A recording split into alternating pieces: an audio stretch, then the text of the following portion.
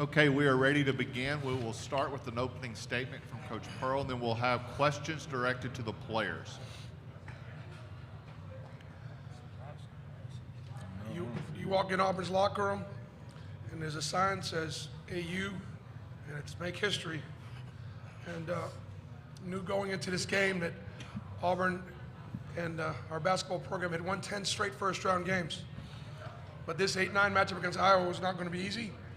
But we wanted to be able to add to the history, so I believe that's now 12 straight first-round wins for Auburn. So congrats to all those coaches and players in our program that have won that. I'm happy for my upperclassmen.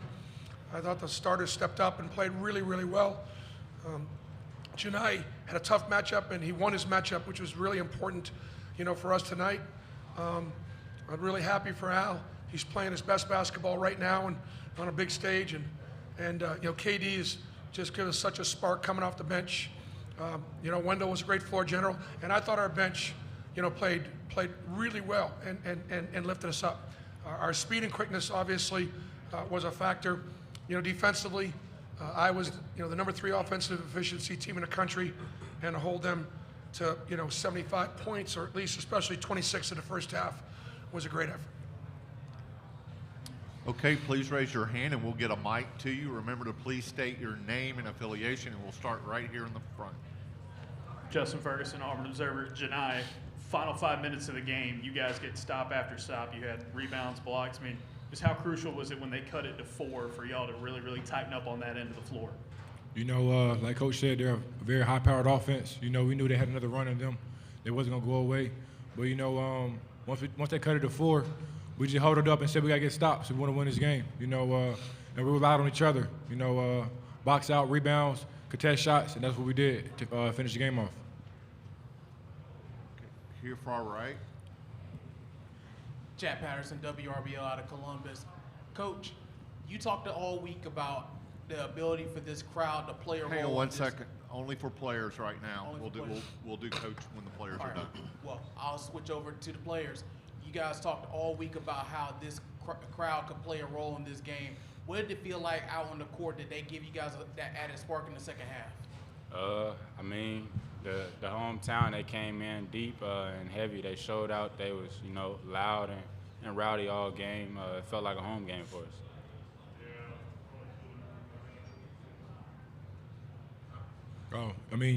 Like he said, y'all was out there. Y'all heard the crowd. They was electric. They give us energy. We feel off the energy a little bit. They helped us in the second half a lot. Just give us momentum. Go right here in the purple. Levi Swoborn, AL.com. Just talk to me about that last 3-minute sequence there. You guys start hitting the threes. Just what's going through your heads as you guys are building up the momentum? Starting with KD. Just get stops. They've been down before. They've been there before. So, we couldn't stop playing hard until the clock said 0-0, and that's what we did. We came out with a W.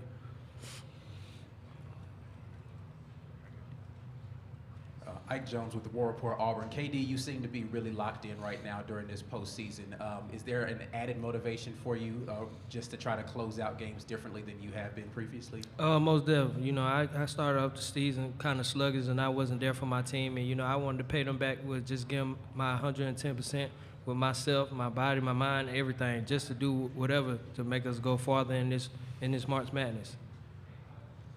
Very back.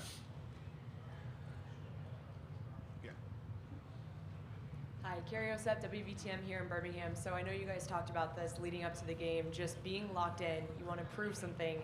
You got a tough matchup to start it, but you got something done that was pretty dominant. How do you guys feel confidence-wise heading into this next matchup, depending on who you guys get? Whoever we get, we're gonna be prepared for them. It's 2 really good teams playing, so I feel like we're a very confident group.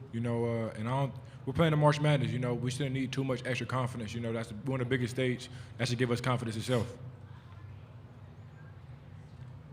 KD, you guys went on that big run there in the second half, shooting the ball with the bench. You hit a few, Trey hit a few from deep. I mean, just how key was that for you guys to just go out there as a bench unit and really help you pull through on offense? You know, that helped a lot. But what helps even more when we got 6 guys in double figures, you know, and we playing hard on defense and we on the offensive side sharing the ball. So, you know, when guys having fun with it, they just going to give that extra 10% on the floor. So, you know, we came out and played hard.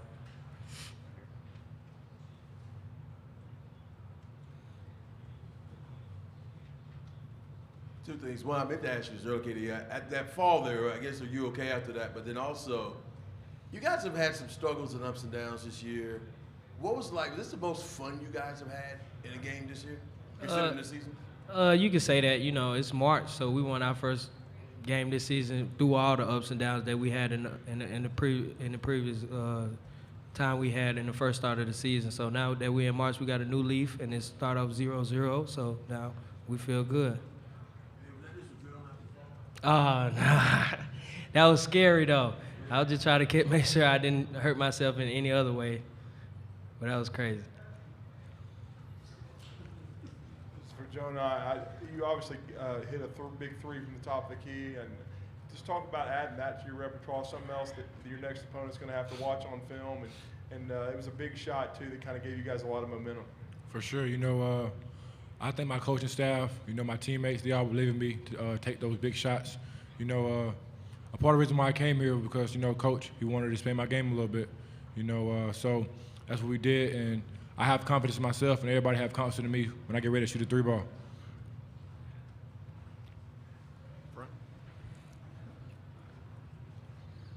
KD, JoeGoodmanAO.com. When you go towards the crowd and open your mouth and make wild faces, like what are you trying to accomplish there? When you got your fans that's loaded like that and it's March Madness, that's the best feeling in the world. I don't know. It just feels good to do that. Just a relief. Hey, Allen, you seem to be really locked in on the defensive end tonight, and especially on the boards. You had 10 boards tonight. Was your concentration tonight of trying to really just get after it defensively? Yeah, that was my main focus. Just, you know, controlling what I can control. That's, you know, defense and rebounding, and just running hard in transition, and trying to find my teammates, help them get shots. So that's what I did tonight. Sheila Smoot, Summit Media, Birmingham. What is it going to take for you guys to do what you did tonight coming up? What is going to be the difference? Just coming in and giving a lot more than we did tonight. You know, Houston is a #1 seed, so, you know, we're going to need more than what we did tonight and just feed up, keep going up what we did tonight. Okay, guys, thank you. Okay, good job. Good.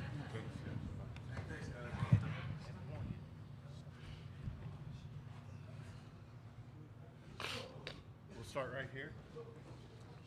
Drew DeArmond, WZZN Radio, Huntsville, Alabama. Coach, I just wanted to ask you about Lior Berman's defense. I know you had him on Chris Murray at times, and Murray's an all Big Ten player, but I thought he did a nice job for you defending. Talk about Lior and what he did in playing his role tonight. Well, we got confidence in Lior.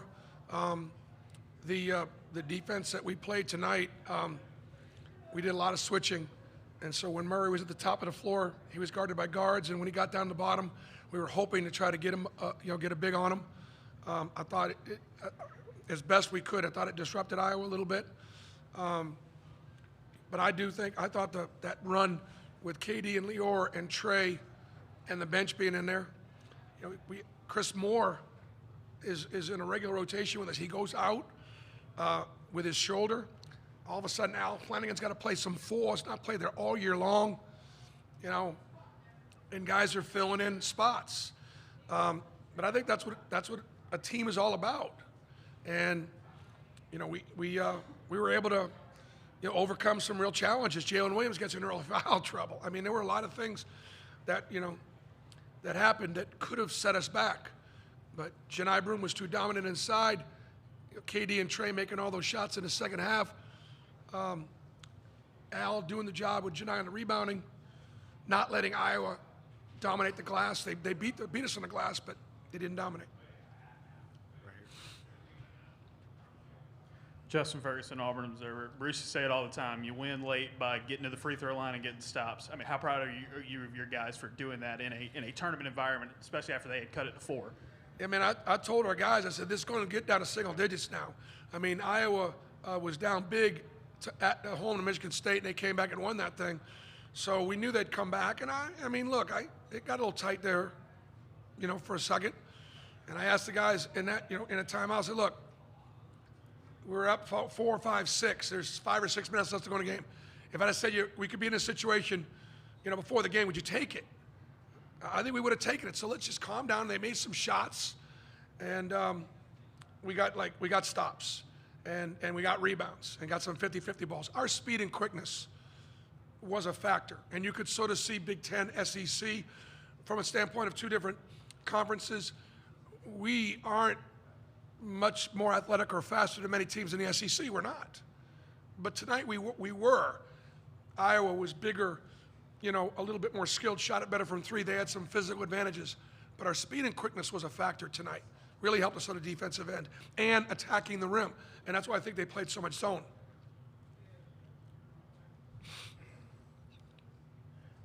BP, talk to me about Trey Donaldson tonight, getting those 3 threes there, especially with what he's been through this year. Trey Donaldson's a freshman that's played about 10 minutes a game. He's clearly been Wendell Green's backup. Going to be a really good player for in the future. But he's got a role to play. But because he was a high school football strong safety and one of the top strong safeties in the country, he could have gone anywhere he wanted to play football, anywhere. He's got a toughness about him. He's got a swag. He's got a confidence. He's not afraid. Absolutely not afraid of the moment. And he did not look or act like a freshman at all. And, I think that, I know that, you're in a game like that. I know Coach McCaffrey's got to be looking down the bench going, who is this kid? Just like we don't need this. But it's very, very important that your bench plays well in postseason, I think. Up front, right here. Bruce, how would you best describe KD's persona on the court? Unpredictable. But right now he's in a good spot. He's really good in the locker room. He's really good with his teammates. He's a really good friend to a lot of the guys. Plays with just a lot of motion, a lot of passion, and he giveth and he taketh away. And he's been givething more lately. Coach, you talked all week about the ability for this crowd to play a role in this. It sounded like Neville Arena in there tonight. What role did the crowd play in this game in the second half? Well, I mean, it played a great role, but guys, this is Birmingham, Alabama. This is football country, and we dominate, and I'm really proud of that. But we look like a basketball state today. Alabama took care of their business today early on. They filled the building. Auburn played a really good team out of the Big Ten, and we played well, and we filled our building. And I think it makes a statement about basketball in the state of Auburn and the great job that people here in Birmingham did putting this tournament together. Coach Pearl, what was the strategy for you all defensively against the 3? Because they didn't shoot the 3 particularly well. And then secondarily, can you talk about, it's not going to show up on the stat sheet, but the minutes from Johan Traore tonight? Well, we did a lot of switching on some of their actions to keep our guards up and our bigs down. And as a result, we weren't having to get over the top of flares or chase pin downs. And it was good. It was good. It was effective. The key ball pressure is important. Iowa got, they made 7. I bet you 2 or 3 at least were off offensive rebounds. And so, that's dangerous. When they make 8 or more, they're, I think, 11-2. So keeping them under 8 was definitely a number. And Yo was in there because, Chris shepherded his shoulder, tweaked his shoulder again, and Jalen was in foul trouble. And so Yo, was ready to go. He did a nice job. Very bad. Hey, Coach, the beauty of this tournament is anything can happen, and that's what makes it so fun. So what can you say just about success and succeeding in this tournament? How much of it is the guys on the floor and the talent versus just being locked in and having the right mentality to withstand this tournament? You got to have both. You know, you got to have dudes. You know, Allen Flanigan is a really, really good player that affects the game defensively, rebounding, making shots. He got to the rim. So happy for him on a big stage. He looked really good. You know, Johni Broome was an old school, old-fashioned center that can stretch you a little bit and had some big blocks, some big defensive plays. You have to have players more than anything else. But I do think our kids are proud of our basketball program, and they recognize the history. And there's probably nobody in the media happier tonight than Charles Barkley, and those guys are all going to be talking about how Charles be happy on the set with his balloons and his tiger, and let him talk a little bit of smack. Last question right here.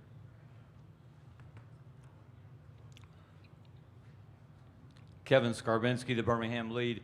Bruce, Auburn basketball has made a lot of statements over the last 6 or so years.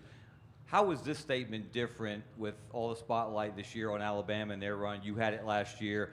For you guys to step up on this stage the way you did tonight?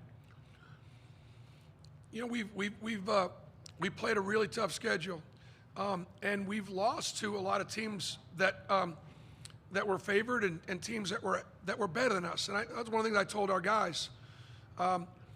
You know, but we've been, to give our guys confidence, I had to remind them that we played Alabama for 85 minutes. We led for 67 of those minutes, both at home and in Tuscaloosa.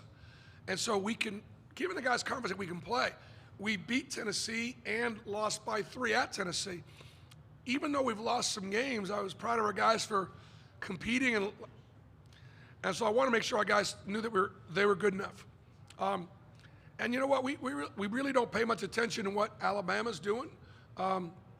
They're a great team. They're extremely well coached. They're really talented, and they play the right way. Okay, thank you.